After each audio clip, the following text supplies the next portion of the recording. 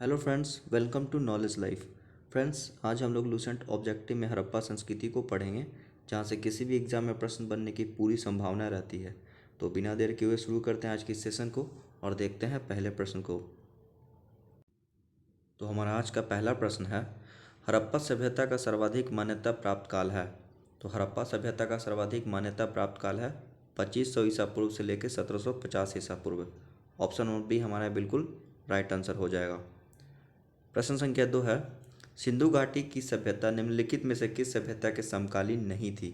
तो सिंधु घाटी की सभ्यता निम्नलिखित में से किस सभ्यता के समकालीन नहीं थी। तो ये नहीं थी ग्रीक की सभ्यता के समकालीन। ऑप्शन नंबर डी हमारा बिल्कुल राइट आंसर हो जाएगा। सिंधु घाटी की सभ्यता जो है ये ग्रीक की सभ्यता के समकालीन नहीं थी। प्रश्न संख्या 3 है, सिंधु घाटी की सभ्यता कहाँ तक विस्तृत थी। तो सिंधु घाटी की सभ्यता कहाँ तक विस्तृत थी। तो ये थी आपका पंजाब, राजस्थान, गुजरात, उत्तर प्रदेश, हरियाणा, सिंध और बलूचिस्तान तक। कहाँ? पंजाब, राजस्थान, गुजरात, उत्तर प्रदेश, हरियाणा, सिंध और बलूचिस्तान तक। ऑप्शन नंबर डी हमारा बिल्कुल राइट आंसर हो जाएगा। प्रश्न संख्या 4 है, सिंधु घाटी की सभ्यता में घोड़े के अवशेष कहाँ मिले हैं। तो सिंधु घाटी की सभ्यता में घोड़े के अवशेष कहाँ मिले हैं। तो ये मिले हैं आपका सुरकोटदा से। कहाँ से? सुरकोटदा से। ऑप्शन नंबर ए हमारा है बिल्कुल राइट आंसर हो जाएगा। प्रश्न संख्या 5 है, सिंधु घाटी स्थल कालीबंगन किस प्रदेश में है। तो सिंधु घाटी स्थल कालीबंगन ये किस प्रदेश में है। तो ये है राजस्थान में। ऑप्शन नंबर ए हमारा है बिल्कुल राइट आंसर हो जाएगा। प्रश्न संख्या 6 है, निम्नलिखित में से किस पदार्थ का उपयोग हड़प्पा काल की मोहरों के निर्माण में मुख्य रूप से किया गया था। तो किस पदार्थ का उपयोग जो है ये हड़प्पा काल की मोहरों के निर्माण में मुख्य रूप से किया गया था। तो ये किया गया था आपका सेल खड़ी। तो सेल खड़ी का उपयोग जो है ये हड़प्पा काल की मोहरों के निर्माण में मुख्य रूप से किया गया था। ऑप्शन नंबर ए हमारे यहाँ बिल्कुल राइट आंसर हो जाएगा। प्रश्न संख्या 7 है, हड़प्पा सभ्यता किस युग की थी।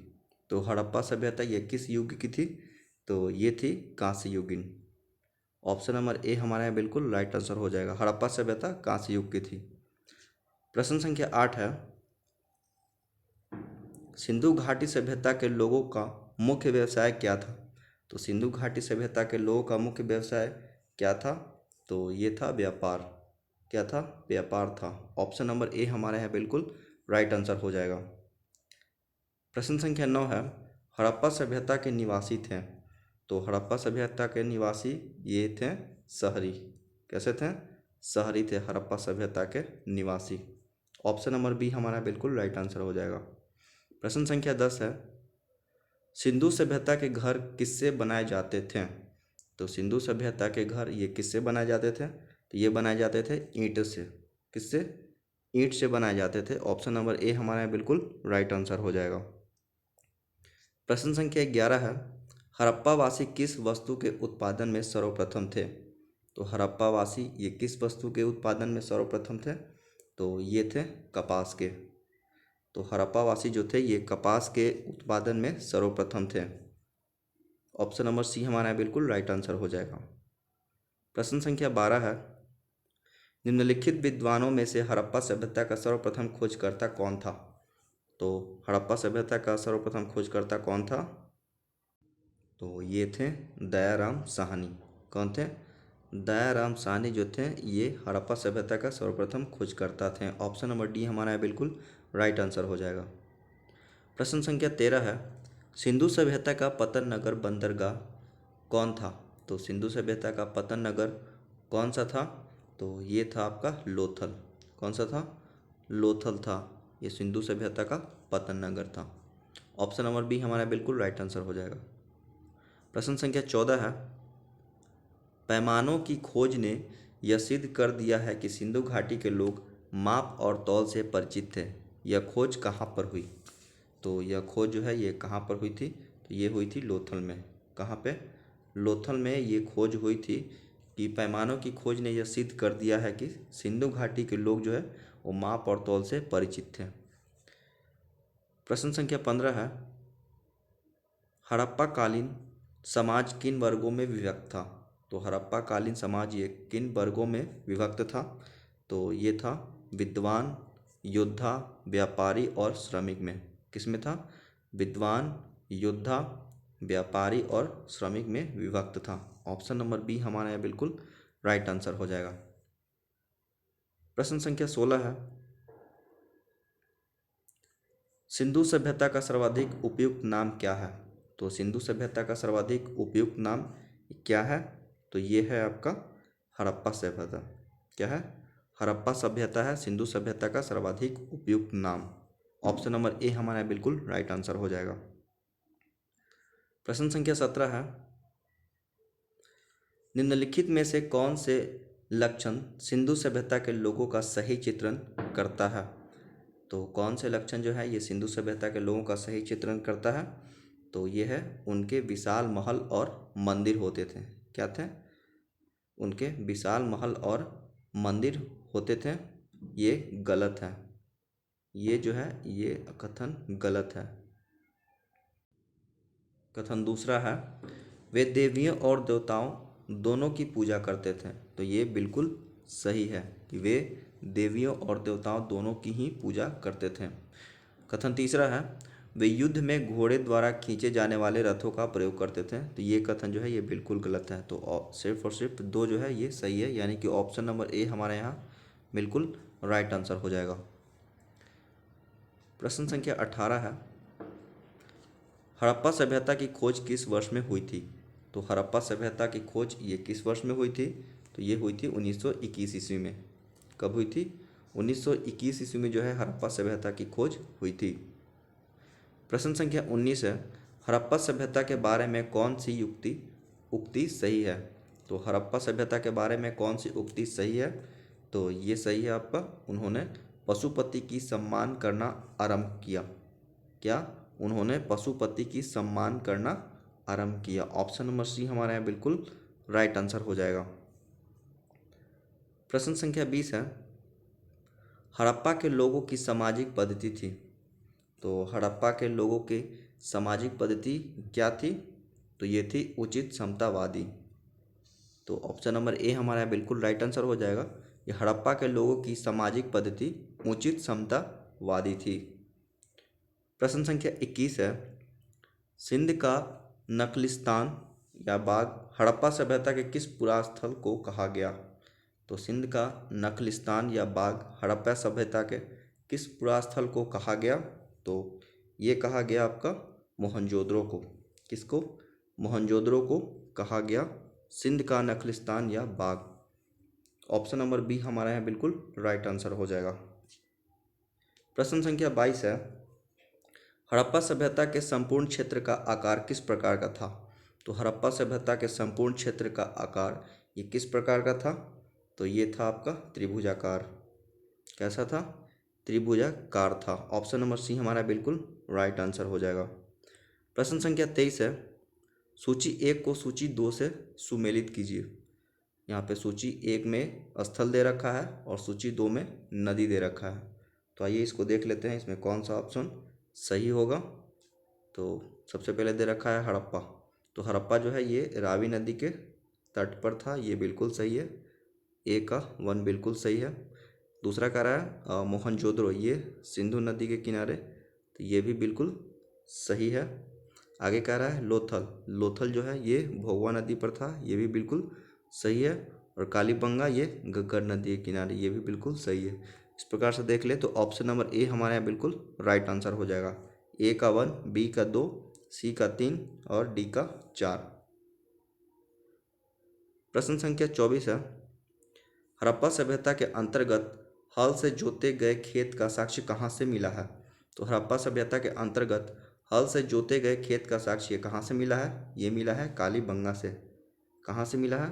तो कालीबंगा से मिला है। ऑप्शन नंबर सी हमारा है बिल्कुल राइट आंसर हो जाएगा। प्रश्न संख्या 25 है, सैंधो सभ्यता की ईंटों का अलंकरण किस स्थान से मिला है?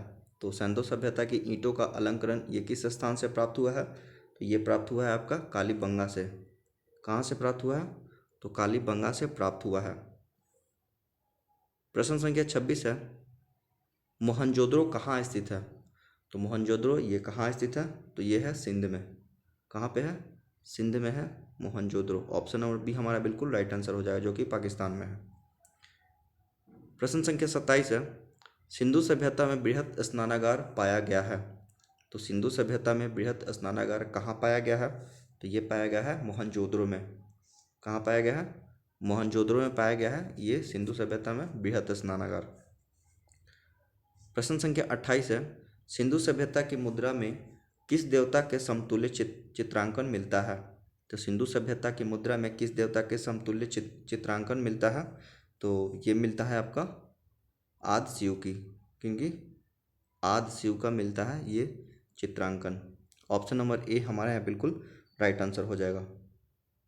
प्रश्न संख्या 29 है, निम्नलिखित में से कौन सा हड़प्पा कालीन स्थल गुजरात में था? तो कौन सा हड़प्पा कालीन स्थल गुजरात में था?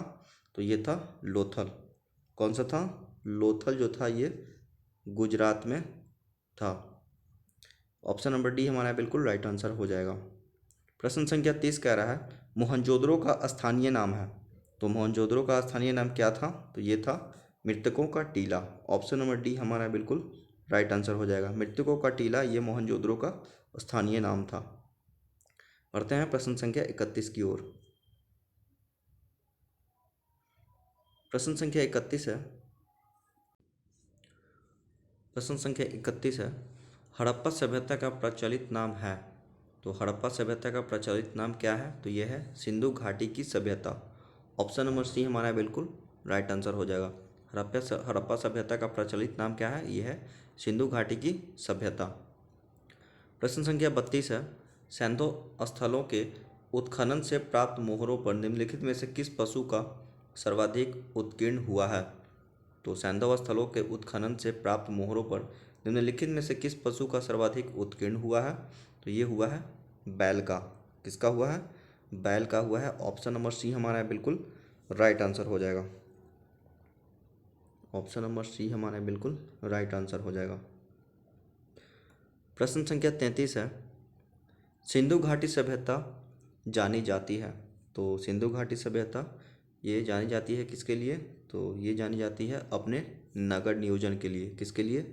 अपने नगर नियोजन के लिए जानी जाती है सिंधु घाटी सभ्यता। ऑप्शन नंबर ए हमारा बिल्कुल राइट आंसर हो जाएगा। प्रश्न संख्या 34 है, सिंधु सभ्यता का कौन सा स्थान भारत में स्थित है? तो सिंधु सभ्यता का कौन सा स्थान है जो भारत में स्थित है? तो ये है लोथल। लोथल जो है ये गुजरात में स्थित है और जो कि भारत में है। प्रश्न संख्या 35 है, भारत में खोजा गया सबसे पहला पुराना शहर था। तो भारत में खोजा गया सबसे पहला पुराना शहर ये कौन सा था? तो ये था हड़प्पा। कौन सा था? हड़प्पा जो था ये भारत में खोजा गया सबसे पहला पुराना शहर था। ऑप्शन नंबर ए हमारा है बिल्कुल राइट आंसर हो जाएगा। प्रश्न संख्या 36 है, भारत में चांदी की उपलब्धता के प्राचीनतम साक्ष्य मिलते हैं। तो भारत में चांदी की उपलब्धता के प्राचीनतम साक्ष्य ये मिलते हैं आपका हड़प्पा संस्कृति में। किस में मिलते हैं? हड़प्पा संस्कृति में। ऑप्शन नंबर ए हमारे यहाँ बिल्कुल राइट आंसर हो जाएगा। प्रश्न संख्या 37 है, सिंधु सभ्यता के बारे में कौन सा कथन असत्य है? यहाँ पे कथन असत्य पूछ रहा है, तो ये हो जाएगा आपका लोग लोहे से परिचित थे। ये जो कथन है ये बिल्कुल गलत है, क्योंकि सिंधु सभ्यता के लोग जो थे ये लोहे से परिचित नहीं थे। प्रश्न संख्या 38 है, सूची 1 को सूची 2 के साथ सुमेलित कीजिए। तो सूची 1 को सूची 2 के साथ सुमेलित करना है। आइए देख लेते हैं कौन सा सही होगा। तो सबसे पहले कह रहा है सिंधु सभ्यता की उत्तरी सीमा ये मांडना जम्मू कश्मीर में है। ये बिल्कुल सही था। ऑप्शन भी कह रहा है सिंधु सभ्यता की दक्षिणी सीमा ये दैमाबाद महाराष्ट्र में थी। ये भी बिल्कुल सही है। सी कह रहा है सिंधु सभ्यता की पूर्वी सीमा जो है ये आलमगीरपुर उत्तर प्रदेश में थी। ये भी बिल्कुल सही है। और डी कह रहा है सिंधु सभ्यता की पश्चिमी सीमा सुतका गेंडोर ये बलूचिस्तान में था। ये भी बिल्कुल सही है। इस प्रकार से देख लें तो ऑप्शन नंबर ए हमारे यहाँ बिल्कुल राइट आंसर हो जाएगा। ए का 1, बी का 2, सी का 3 और डी का 4।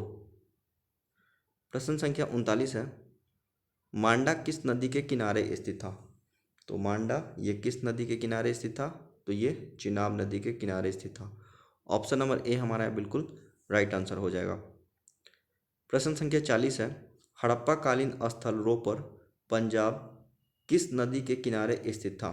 तो हड़प्पा कालीन स्थल रोपर या पंजाब ये किस नदी के किनारे स्थित था? तो ये था आपका सतलज नदी के किनारे। किस नदी के किनारे? तो सतलज नदी के किनारे स्थित था। इसे आपने याद रखना। ऑप्शन नंबर बी हमारा बिल्कुल राइट आंसर हो जाएगा। प्रश्न संख्या 41 है, हड़प्पा में एक उन्नत जल प्रबंधन प्रणाली का पता चलता है। तो हड़प्पा में एक उन्नत जल प्रबंधन प्रणाली का पता ये कहाँ में चलता है? तो ये चलता है आपका धौलावीरा में। तो धौलावीरा में जो है ये एक उन्नत जल प्रबंधन प्रणाली का पता चलता है। ऑप्शन नंबर ए हमारे यहाँ बिल्कुल राइट आंसर हो जाएगा। प्रश्न संख्या 42 है, हड़प्पा के मिट्टी के बर्तनों पर सामान्यतः किस रंग का उपयोग हुआ था? तो हड़प्पा के मिट्टी के बर्तनों पर सामान्यतः यह किस रंग का उपयोग हुआ था? तो ये हुआ था लाल रंग का। किस रंग का? तो लाल रंग का उपयोग हुआ था। इसे आपने याद रखना है। प्रश्न संख्या 43 है, सिंधु सभ्यता निम्नलिखित में से किस युग में पड़ता है? तो सिंधु सभ्यता ये किस युग में पड़ता है? तो ये पड़ता है आपका आदि ऐतिहासिक काल में। किस में पड़ता है? आदि ऐतिहासिक काल में जो है ये पड़ता है सिंधु सभ्यता। ऑप्शन नंबर डी हमारा बिल्कुल राइट आंसर हो जाएगा। प्रश्न संख्या 44 है, सिंधु घाटी सभ्यता की विकसित अवस्था में निम्नलिखित में से किस स्थल से घरों में कुआं के अवशेष मिले हैं? तो सिंधु घाटी सभ्यता के विकसित अवस्था में निम्नलिखित में से किस स्थल से घरों में कुआं के अवशेष मिले हैं? तो ये मिले हैं आपका मोहनजोदड़ो से। कहाँ से मिले हैं? मोहनजोदड़ो से प्राप्त हुआ है घरों में कुआं के अवशेष। बढ़ते हैं प्रश्न संख्या 45 की ओर। प्रश्न संख्या 45 है, सिंधु घाटी सभ्यता को खोज निकालने में जिन दो भारतीयों का नाम जुड़ा है वे हैं। तो सिंधु घाटी सभ्यता को खोज निकालने में जिन दो भारतीयों का नाम जुड़ा है उनका नाम है दयाराम साहनी एवं Rakhaldas Banerjee. Option number A हमारे यहाँ बिल्कुल राइट आंसर हो जाएगा, दयाराम साहनी एवं राखलदास बनर्जी। प्रश्न संख्या 46 है, रंगपुर जहाँ हड़प्पा की समकालीन सभ्यता थी है। तो रंगपुर जहाँ हड़प्पा की समकालीन सभ्यता थी वो कहाँ है? तो ये है आपका सौराष्ट्र में। कहाँ है? सौराष्ट्र में है, जो कि गुजरात में पड़ता है। प्रश्न संख्या 47 है, हड़प्पा एवं मोहनजोदड़ो की पुरातात्विक खुदाई के प्रभारी थे। तो हड़प्पा एवं मोहनजोदड़ो की पुरातात्विक खुदाई के प्रभारी ये कौन थे? तो ये थे सर जॉन मार्शल। कौन थे? सर जॉन मार्शल जो थे ये हड़प्पा एवं मोहनजोदड़ो की पुरातात्विक खुदाई के प्रभारी थे। ऑप्शन नंबर बी हमारा बिल्कुल राइट आंसर हो जाएगा। प्रश्न संख्या 48 है, निम्न में से किस पशु की आकृति जो मुहर पर मिली है जिससे ज्ञात होता है कि सिंधु घाटी एवं मेसोपोटामिया की सभ्यताओं के मध्य व्यापारिक संबंध थे? तो किस पशु की आकृति जो मुहर पर मिली है जिससे ज्ञात होता है कि सिंधु घाटी एवं मेसोपोटामिया की सभ्यताओं के मध्य व्यापारिक संबंध थे? तो ये था आपका बैल। तो बैल की आकृति जो मुहर पर मिली है, ऑप्शन नंबर सी हमारा यहाँ बिल्कुल राइट आंसर हो जाएगा, जिससे ज्ञात होता है कि सिंधु घाटी एवं मेसोपोटामिया की सभ्यताओं के मध्य व्यापारिक संबंध थे। प्रश्न संख्या 49 है, सिंधु घाटी के लोग विश्वास करते थे। तो सिंधु घाटी के लोग ये विश्वास करते थे किसमें? तो ये विश्वास करते थे आपका मातृशक्ति में। ऑप्शन नंबर डी हमारा बिल्कुल राइट आंसर हो जाएगा, सिंधु घाटी के लोग जो थे ये मातृशक्ति में विश्वास करते थे। प्रश्न संख्या 50 है, निम्नलिखित में कौन सा सिंधु स्थल समुद्र तट पर स्थित नहीं था? तो कौन सा सिंधु स्थल जो था ये समुद्र तट पर स्थित नहीं था? तो ये नहीं था आपका कोटदीजी। तो कोटदीजी जो था ये समुद्र तट पर स्थित नहीं था। ऑप्शन नंबर डी हमारा बिल्कुल राइट आंसर हो जाएगा। प्रश्न संख्या 51 है, निम्नलिखित में से कौन सा मोहनजोदड़ो की सबसे बड़ी इमारत मानी जाती है? तो मोहनजोदड़ो की सबसे बड़ी इमारत कौन मानी जाती है? तो ये मानी जाती है विशाल स्नानागार। ऑप्शन नंबर ए हमारा यहाँ बिल्कुल राइट आंसर हो जाएगा। विशाल स्नानागार जो था ये मोहनजोदड़ो की सबसे बड़ी इमारत मानी जाती थी। प्रश्न संख्या 52 है, हड़प्पा कालीन लोगों ने नगरों में घरों के विन्यास के लिए कौन सी पद्धति अपनाई थी? तो हड़प्पा कालीन लोगों ने नगरों में घरों के विन्यास के लिए कौन सी पद्धति अपनाई थी? तो ये अपनाई थी ग्रिड पद्धति। कौन सी पद्धति? तो ग्रिड पद्धति को अपनाई थी हड़प्पा कालीन लोगों ने। प्रश्न संख्या 53 है, सूची 1 को सूची 2 के साथ सुमेलित कीजिए और सूचियों के नीचे दिए गए कूट का प्रयोग कर सही उत्तर चुनिए। तो सूची 1 में प्राचीन स्थल दे रखा है और सूची 2 में पुरातत्वीय अवशेष। तो आइए देख लेते हैं इसका कौन सा सही होगा मिलान।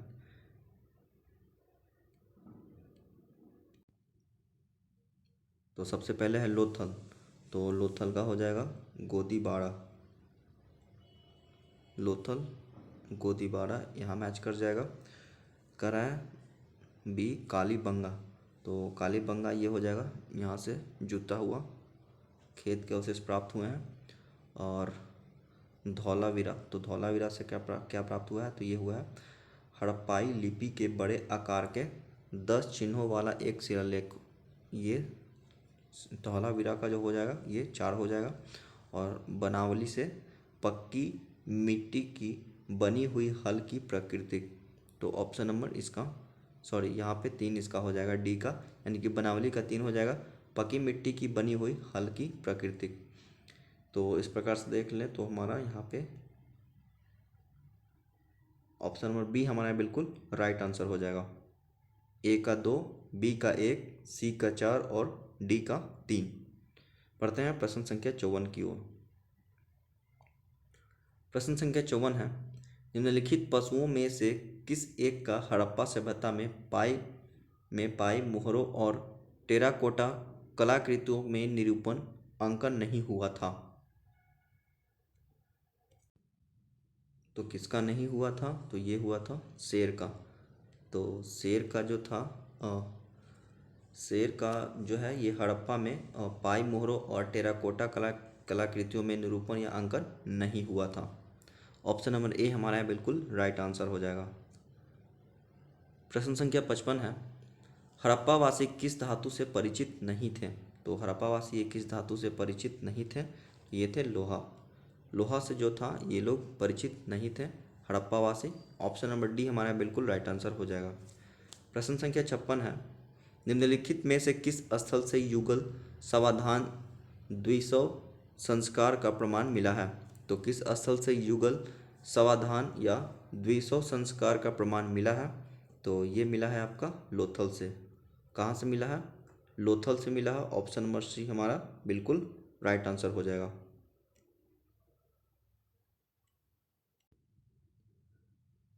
प्रश्न संख्या 57 है, कपास का उत्पादन सर्वप्रथम सिंधु क्षेत्र में हुआ जिसे ग्रीक या यूनान के लोग किस नाम से पुकारा? तो कपास का उत्पादन सर्वप्रथम सिंधु क्षेत्र में हुआ जिसे ग्रीक या यूनान के लोग ये किस नाम से पुकारा? तो ये पुकारे थे आपका सिंडर नाम से। किस नाम से? सिंडर नाम से। ऑप्शन नंबर ए हमारा बिल्कुल राइट आंसर हो जाएगा। तो कपास का उत्पादन सर्वप्रथम सिंधु क्षेत्र में हुआ था जिसे ग्रीक या यूनान के लोग जो थे ये सिंडर नाम से पुकारा था। बढ़ते हैं प्रश्न संख्या 58 की ओर।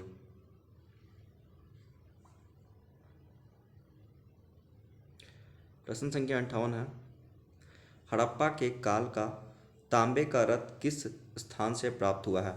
तो हड़प्पा के काल का तांबे का रथ ये किस स्थान से प्राप्त हुआ है? तो ये प्राप्त हुआ है आपका दैमाबाद से। किस स्थान से प्राप्त हुआ है? तो दैमाबाद से प्राप्त हुआ है हड़प्पा काल का तांबे का रथ। ऑप्शन नंबर सी हमारा बिल्कुल राइट आंसर हो जाएगा। प्रश्न संख्या 59 है, हड़प्पावासी किन किन धातुओं का आयात करते थे? उत्तर कूट में दें। तो यहाँ पे नीचे कूट दे रखा है। तो हड़प्पावासी किन किन धातुओं का आयात करते थे? तो ये करते थे आपका चांदी का, टीन का, सोना, यानी कि इस तीनों का ही जो है ये व्यापार ये आयात करते थे, चांदी, टीन और सोना का, यानी कि ऑप्शन नंबर ए हमारा बिल्कुल राइट आंसर हो जाएगा। प्रश्न संख्या 60 है, हड़प्पावासी लाजवर्द का आयात कहाँ से करते थे? तो लाजवर्द यानी भवन निर्माण ये सामग्री होता है लाजवर्द, और इसका आयात जो है ये कहाँ से करते थे? तो ये करते थे आपका हिंदू कुश क्षेत्र के बदख्शां से। कहाँ से? हिंदू कुश क्षेत्र के बदख्शां से करते थे। ऑप्शन नंबर ए हमारा है बिल्कुल राइट आंसर हो जाएगा। प्रश्न संख्या 61 है, अफगानिस्तान स्थित सिंधु सभ्यता से संबंधित स्थल है। तो अफगानिस्तान स्थित सिंधु सभ्यता से संबंधित कौन से स्थल है? तो ये है आपका मुंडी गाक और सुरतो गोई। क्या नाम है इसका? इसका नाम है मुंडी गाक और सुरतो गोई, यानी कि ऑप्शन नंबर सी जो है हमारे यहाँ बिल्कुल राइट आंसर हो जाएगा। ए एवं बी दोनों, मुंडी गाक और सुरतो गोई, ये दोनों ही अफगानिस्तान स्थित सिंधु सभ्यता से संबंधित स्थल हैं। प्रश्न संख्या 62 है, कौन कौन से नगर सिंधु सभ्यता के बंदरगाह नगर थे? तो कौन कौन से नगर जो थे ये सिंधु सभ्यता के बंदरगाह नगर थे? तो ये थे आपके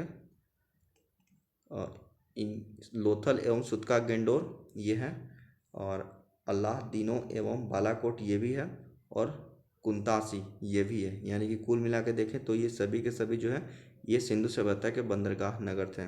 लोथल एवं सुतका गेंडोर, अल्लाह दीनो एवं बालाकोट और कुंतासी, यानी कि ऑप्शन नंबर डी हमारा है बिल्कुल राइट आंसर हो जाएगा। बढ़ते हैं प्रश्न संख्या 63 की ओर। प्रश्न संख्या 63 कह रहा है, मोहनजोदड़ो से प्राप्त पशुपति शिव या आदि शिव मोहर में किन किन जानवरों का अंकन हुआ है? तो मोहनजोदड़ो से प्राप्त पशुपति शिव या आदि शिव मोहरों में किन किन जानवरों का अंकन हुआ है? तो ये हुआ है इसमें व्याघ्र एवं हाथी, गैंडा एवं भैंसा और हिरन, यानी कि ऑप्शन नंबर डी हमारा बिल्कुल राइट आंसर हो जाएगा। ये जो सभी के सभी हैं व्याघ्र एवं हाथी, गैंडा एवं भैंसा और हिरन, इन सभी का जो अंकन है या मोहनजोदड़ो से प्राप्त पशुपति शिव या आदि शिव मोहर में जो है ये अंकन हुआ है इन सभी का।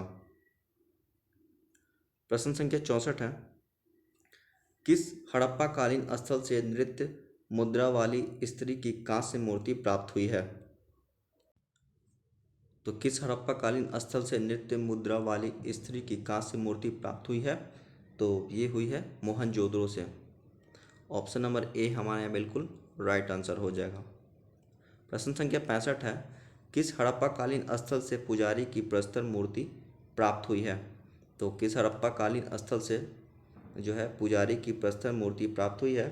तो ये हुई है आपका मोहनजोदड़ो से। ऑप्शन नंबर बी हमारे यहाँ बिल्कुल राइट आंसर हो जाएगा। Option number B Mohenjodaro. प्रश्न संख्या 66 है, किस सिंधु कालीन स्थल से एक ईंट पर बिल्ली का पीछा करते हुए कुत्ते के पंजों के निशान मिले हैं? तो किस सिंधु कालीन स्थल से एक ईंट पर बिल्ली का पीछा करते हुए कुत्ते के पंजे के निशान मिले हैं? तो ये मिले हैं आपके चनहुदरो से। कहाँ से? चनहुदरो से। ऑप्शन नंबर सी हमारा बिल्कुल राइट आंसर हो जाएगा। प्रश्न संख्या 67 है, किस हड़प्पा कालीन स्थल से प्राप्त जार पर चोंच में मछली दबाए चिड़िया एवं पेड़ के नीचे खड़ी लोमड़ी का चित्रांकन मिलता है जो पंचतंत्र के लोमड़ी की कहानी के सदृश है? तो इसका आंसर हो जाएगा आपका लोथल से। किस हड़प्पाकालीन स्थल से प्राप्त जो है ये जार पर चोंच में मछली दबाए चिड़िया एवं पेड़ के नीचे खड़ी लोमड़ी का चित्रांकन मिलता है जो पंचतंत्र के लोमड़ी की कहानी के सदृश है?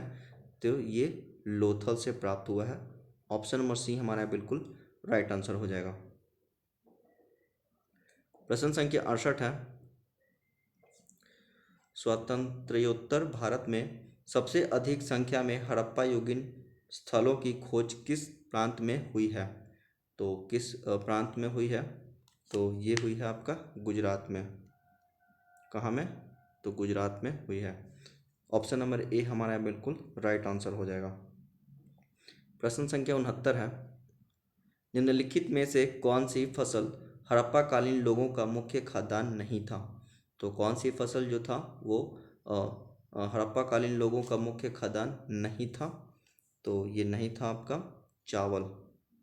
चावल जो था ये हड़प्पा कालीन लोगों का मुख्य खाद्यान्न नहीं था। प्रश्न संख्या 70 है, कथन एक आ रहा है, हड़प्पा तथा मोहनजोदड़ो अब विलुप्त हो गए हैं, और इसका कारण दे रखा है ये कह रहा है वे उत्खनन के दौरान प्रकट हुए थे। तो इसमें आपको बताना है कि कौन सा ऑप्शन सही है। तो इसमें कौन सा ऑप्शन सही हो जाएगा, तो ये हो जाएगा आपका ए और आर दोनों सही है तथा आर ए का सही स्पष्टीकरण है। यानी कि ऑप्शन नंबर ए हमारा बिल्कुल राइट आंसर हो जाएगा कि ए और आर दोनों सही है तथा आर ए का सही स्पष्टीकरण है। बढ़ते हैं प्रश्न संख्या 71 की ओर। प्रश्न संख्या 71 है, सिंधु घाटी सभ्यता के संदर्भ में निम्नलिखित कथनों पर विचार कीजिए। तो सिंधु घाटी सभ्यता के संदर्भ में निम्नलिखित कथनों पर विचार करना है। आइए देख लेते हैं इसमें कौन सा आंसर सही हो जाएगा। तो ये कह रहा है, पहला कह रहा है यह प्रमुखतः लौकिक सभ्यता थी तथा उसमें धार्मिक तत्व यद्यपि उपस्थित था वर्चस्वशाली नहीं था। तो ये जो है ये बिल्कुल ही सही है। दूसरा कह रहा है उस काल में भारत में कपास से वस्त्र बनाए जाते थे। तो ये भी बिल्कुल सही है कि उस काल में जो है वो भारत में कपास से वस्त्र बनाए जाते थे। यानी कि कुल मिला के देखें तो ऑप्शन नंबर सी हमारा बिल्कुल राइट आंसर हो जाएगा। 1 और 2 दोनों ही कथन बिल्कुल सही है। प्रश्न संख्या 72 है, सूची 1 को सूची 2 से सुमेलित कीजिए तथा सूचियों के नीचे दिए गए कूट से सही उत्तर का चयन कीजिए। तो यहाँ पे चयन करना है। कह रहा है मांडा, तो मांडा जो था ये जम्मू कश्मीर में था। मांडा जम्मू कश्मीर। दायमाबाद ये महाराष्ट्र में था, ये भी बिल्कुल सही हो जाएगा। 4 कालीबंगा ये राजस्थान में और राखी गढ़ी ये हरियाणा। तो इस प्रकार से देख लें तो हमारा कौन सा ऑप्शन सही हो जाएगा। तो ये हो जाएगा आपका option number C. Option number C जो है यहाँ पर बिल्कुल सही हो जाएगा। ए का 3, बी का 4, सी का 1 और डी का 2। प्रश्न संख्या 73 है, हड़प्पा कालीन स्थलों में अभी तक किस धातु की प्राप्ति नहीं हुई है। यहाँ पे कह रहा है कि अभी तक किस धातु की प्राप्ति नहीं हुई है। तो ये नहीं हुई है लोहा की। किसकी नहीं हुई है, तो लोहा की जो है प्राप्ति अभी तक नहीं हुई है। प्रश्न संख्या 74 है, किस पशु के अवशेष सिंधु घाटी सभ्यता में प्राप्त नहीं हुए हैं। तो किस पशु के अवशेष जो है ये सिंधु घाटी सभ्यता में प्राप्त नहीं हुए हैं। तो ये नहीं हुए हैं घोड़ा का। किसका नहीं हुआ है, तो घोड़ा का अवशेष जो है ये सिंधु घाटी सभ्यता में प्राप्त नहीं हुआ है। प्रश्न संख्या 75 है, चनहुद्रों के उत्खनन का निर्देशन किया था। तो चनहुद्रों के उत्खनन का निर्देशन किसने किया था, तो ये क्या था आपका J.H. मैकेन ने। किसने किया था, तो J.H. मैकेन ने जो थे इन्होंने चनहुद्रों के उत्खनन का निर्देशन किया था। प्रश्न संख्या 76 है, निम्नलिखित हड़प्पीय स्थलों में से कौन मनका निर्माण का एक विशिष्ट केंद्र था। तो निम्नलिखित हड़प्पीय स्थलों में से कौन मनका निर्माण का एक विशिष्ट केंद्र था। तो ये था आपका लोथल। ऑप्शन नंबर ए हमारे यहाँ बिल्कुल राइट आंसर हो जाएगा।